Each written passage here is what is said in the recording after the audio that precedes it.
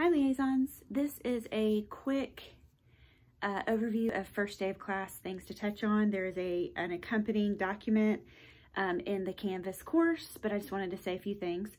One, it might be a good approach to start off with sort of a substitute teacher mindset, like I'm going to start off really strict, and then if everybody gets their stuff in, I can lighten up a little bit.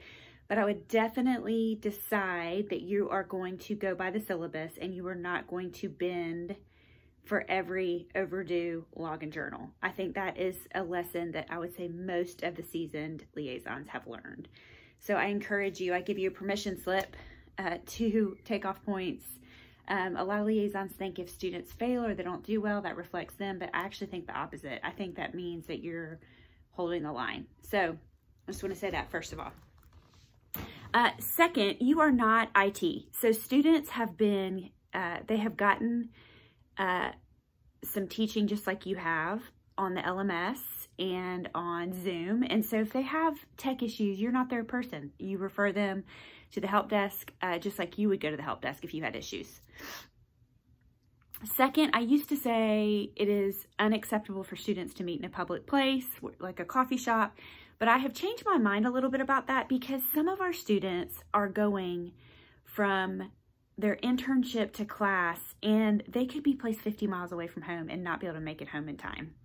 So I have really kind of bended on that. I think as long as it isn't super distracting, meeting somewhere like that is okay. But if it gets too distracting, like if they're presenting and you hear all these things in the background, I would just kind of say, hey, maybe when you present, you could take off work early and go home.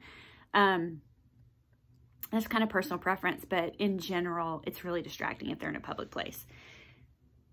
Another thing is, I get very annoyed if they don't have their camera on because for all I know, they could be making dinner and doing laundry. I know they're busy, but class time, if you think about what would they be doing in a classroom, they would not be, you know, painting their nails, for example. So having the camera on, making that expectation very clear. There are times, of course, I had a student kind of rubbing her head. I said, are you okay? She said, I have a migraine. I said, turn your camera off. So I'm not just, you know, hard-nosed just to be hard-nosed, but in general, cameras need to be on. Class participation. I say this the first day of class. If you are an extrovert and you have an answer to every question and you love to talk, you need to monitor yourself so other people can talk, especially in a class of 15 or 12 or 10. If you are more shy, then you need to either, you know, muster up some courage to speak or use the chat box. But you can, it's surprising to me how well you can see engagement even in the online setting. So talking to your introverts and getting them to talk more into your extroverts to maybe hush a little bit. The syllabus. Most of you people work full-time.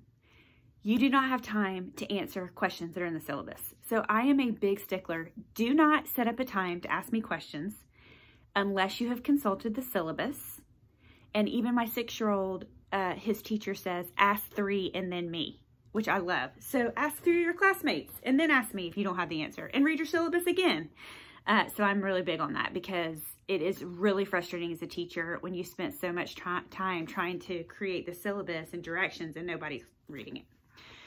I ask people for their phone number and their picture. I get them to text me the first day of class. That's really to help me get to know them, but it also helps if I'm in a pinch. So for example, my dad was in the hospital very suddenly right before class, and I texted about 2 or 3 people and said, please contact the class. I'm not near my computer. We're canceling class tonight. It's really helpful to have those cell phone numbers. I have never had a student in my decade of teaching abuse that. Occasionally they'll forget I'm Eastern time, and I'll say, you know, please don't text me on a weekend. Email me if you have a question. If it's really urgent, you can text, but I try to remind them of Eastern time and all that.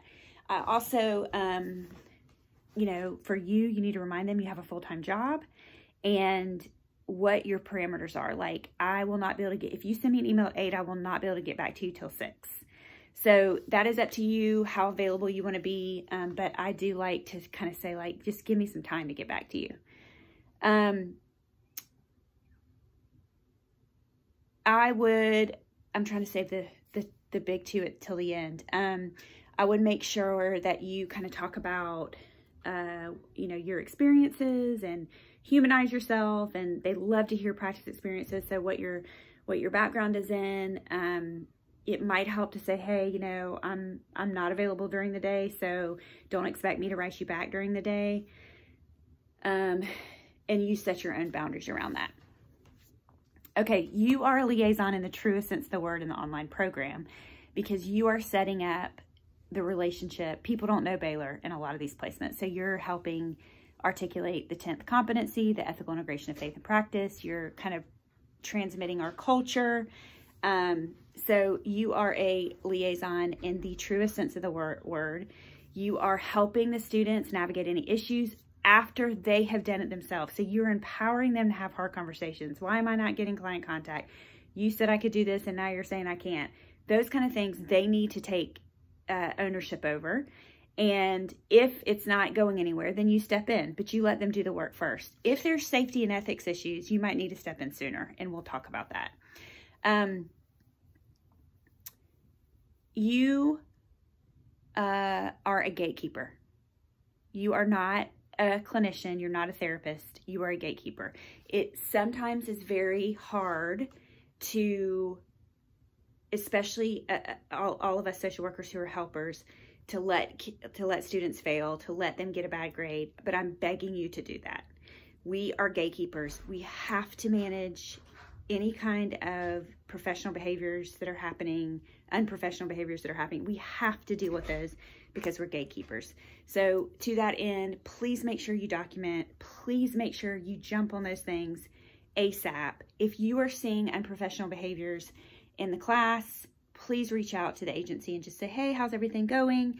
This is kind of getting off on another video, but it's really important that you understand that you are a gatekeeper, and to tell them that, like, I am not your buddy. I'm helping you try to reach your potential, but I am also a gatekeeper to the profession.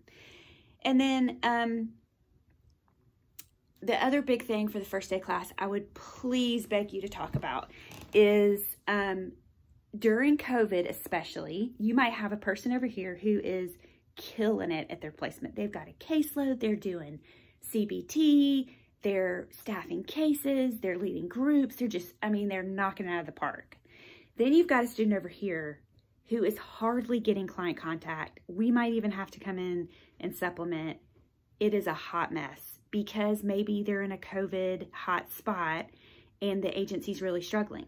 Okay, it is really important to normalize that at the beginning of the first day of class, because what I'm hearing from liaisons is the ones over here that are killing it are feeling guilty and not sharing in class because this person over here is really struggling. So I think just say, you know, even in pre-COVID times, that was the case. Great agency, okay agency, not so great agency, and we're trying to weed all these out. But in COVID, it's especially true. And I would just say to them, the first day of class, hey, we're going to have a spectrum of experiences, and that's okay, as long as we can meet competencies. So for generalist folks, this is a good time to say, hey, if you want to choose where you are for advanced placement, there's a process for you to submit what we call a referral, so you can kind of be where you want to be in your advanced year. That's a whole nother conversation we can have later. But please set the stage for differing experiences, that's okay. It's not personal with the student. The student might be in, for example, we have a student in a very rural part of Arkansas that was almost impossible to find a placement. And now she's in a virtual placement that's based in the Northeast. Some places are just really hard to find quality placements. And that's just the reality of field work. So please normalize that for them. Anything else you want to say about your expectations? I know you're first timers. You might not know that yet. You probably are still coming up with your style, but let me know if you need any other suggestions or help with how to frame the first day of class, and I'm here for you. Bye. Have a good term.